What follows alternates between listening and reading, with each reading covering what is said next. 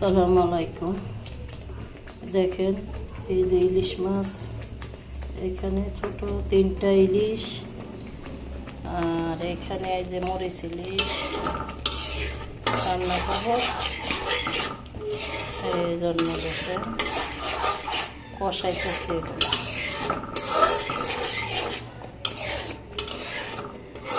আর পুরা ভাইয়ারা আপনারা যদি এইভাবে রান্না করেন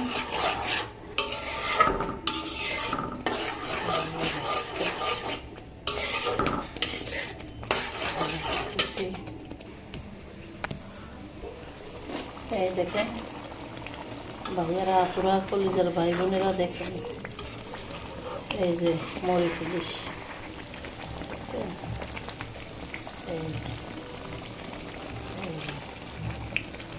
এখানে অনেক মরিচ দিতে হয়, ডাল ডাল করে খেতে হয়।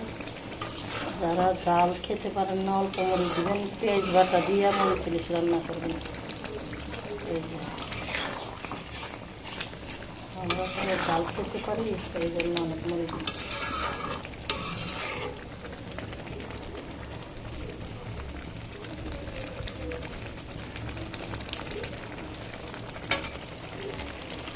আসসালামু আলাইকুম।